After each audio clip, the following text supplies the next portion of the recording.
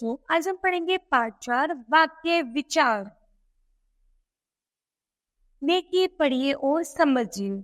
जैसे रिया गाना गा रही है इस चित्र में, दूसरे चित्र में रवि और साहिल फुटबॉल खेल रहे हैं, तीसरे चित्र में अध्यापिका लिख रही है।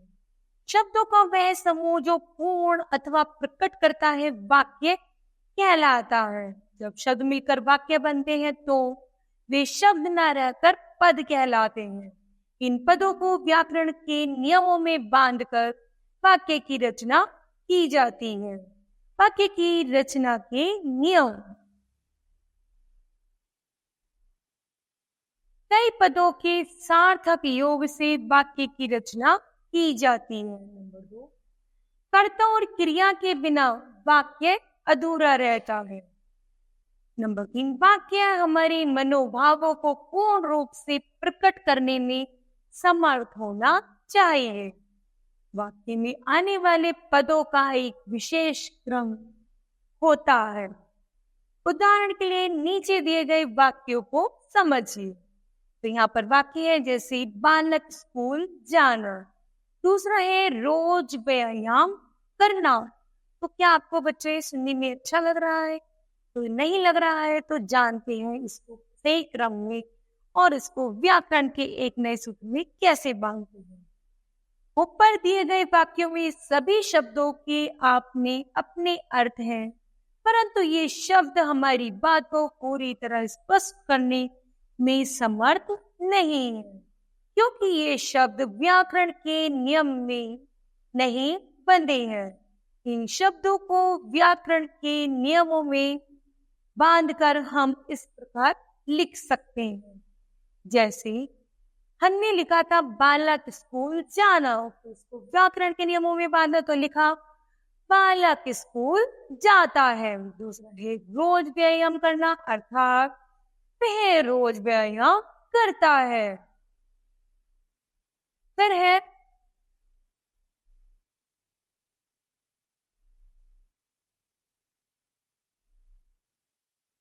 अब ये शब्द पूर्ण अर्थ को प्रकट कर रहे हैं तथा अब ये पद बन गए हैं। इस प्रकार ये पूर्ण वाक्य है जो पूर्ण अर्थ को प्रकट कर रहे हैं। जानते हैं इसे परिभाषा के माध्यम से शब्दों के पारस्परिक मेल को जिससे पूर्ण अर्थ प्रकट हो उसे वाक्य कहते हैं। वाक्य के अंग। वाक्य के निम्नलिखित 2 अंग होते हैं। पहला है उद्देश्य और दूसरा है विधेय। उद्देश्य है वाक्य वह अंग जिसके बारे में कुछ कहा जाता है उसे उद्देश्य कहते हैं।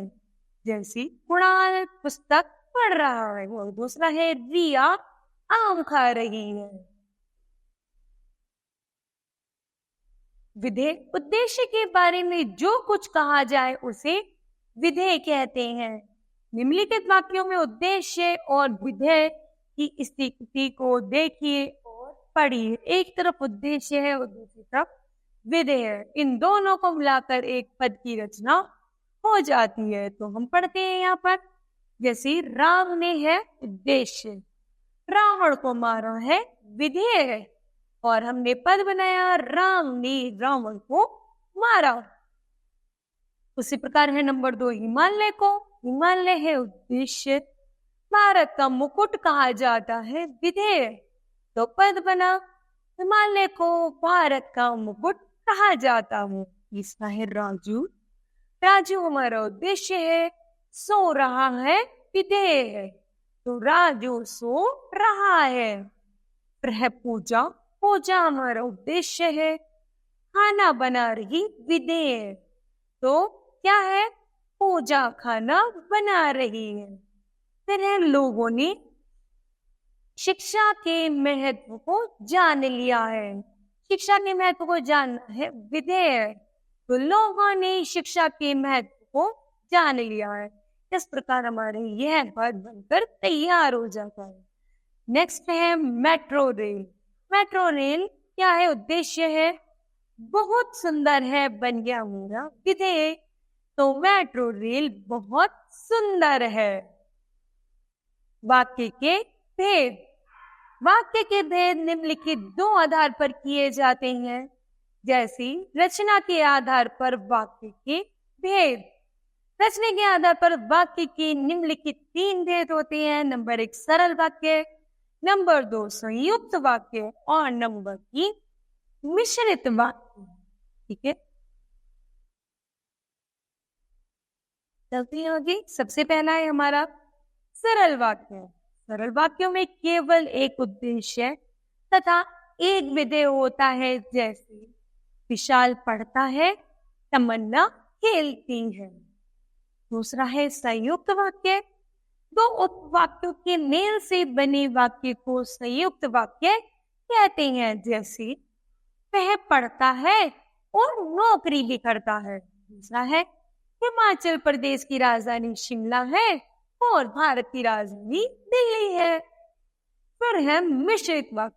वाक्यों में एक मुख्य उपवाक्य होता है और एक या एक से अधिक उपवाक्य उस पर आश्रित होते हैं, जैसे अध्यापक ने कहा कि कल स्कूल बंद रहेगा। दूसरा, प्रधानमंत्री ने घोषणा की कि सुनामी लहरों से पीड़ित लोगों की सहायता के लिए हम हर संभव प्रयास करेंगे। फिर आता है हमारा प्रयोग के आधार पर वाक्य की भेद। प्रयोग के आधार पर वाक्य निम्नलिखित 8 भेद होते हैं। नंबर 1 है विधानार्थक वाक्य। जिन वाक्यों में क्रिया के करने अथवा होने की स्थिति का बोध कराने वाले सामान्य कथन हो, विधानार्थक वाक्य कहलाते हैं, जैसे पृथ्वी सूर्य की परिक्रमा करती है। नंबर 2 उत्तर प्रदेश की राजधानी लखनऊ है। फिर है प्रश्नवाचक वाक्य। वे वाक्य जिनमें प्रश्न पूछा या किया जाता है उन्हें हम प्रश्नवाचक वाक्य कहा जाता है, जैसे तुम्हारा क्या नाम है, आप कौन सी कक्षा में पढ़ते हैं। इस वाक्य में प्रश्न आ रहा है तो ये क्या है, प्रश्नवाचक वाक्य है। नंबर 3 है निषेधात्मक वाक्य, अर्थात नहीं, निषेध मतलब मना करना। चलो पढ़ते हैं परिभाषा। वे वाक्य जिनमें क्रिया के न होने या न करने का पता चले उन्हें निषेधात्मक वाक्य कहते हैं, जैसे दिलीप से काम नहीं किया जाता। नंबर 2 घोड़े से नहीं चला जाता। तो इनमें दोनों में क्या है, नहीं का प्रयोग है, इसलिए ये निषेधात्मक वाक्य। फिर है आज्ञार्थक वाक्य। जिन वाक्यों में किसी बात या कार्य के लिए आज्ञा, उपदेश, आदेश और प्रार्थना का पता चले उसे आज्ञार्थक वाक्य कहते हैं, जैसे कृपया पत्र का उत्तर शीघ्र दे। नंबर 2 अंदर जाकर पढ़ो। तो यहाँ पर क्या है, पहले वाक्य में कृपया, मतलब हमने क्या दिया, उनको बोला कि कृपया पत्र का उत्तर शीघ्र दो, हमने उन्हें बहुत नरम स्वभाव से। दूसरे में हमने आदेश दिया अंदर जाकर पढ़ो। तो जिन शब्दों में आज्ञा, उपदेश, आदेश, प्रार्थना का प्रयोग है वो क्या है, आज्ञार्थक वाक्य है। फिर है इच्छा अर्थक वाक्य। इच्छा, अपनी इच्छा, मन की इच्छा पढ़ते हैं। इन वाक्यों में इच्छा, आशा, कामना, आशीर्वाद आदि का भाव प्रकट होता है, उन्हें हम इच्छार्थक वाक्य कहते हैं, जैसे ईश्वर करे तुम्हें हर काम में सफलता प्राप्त हो।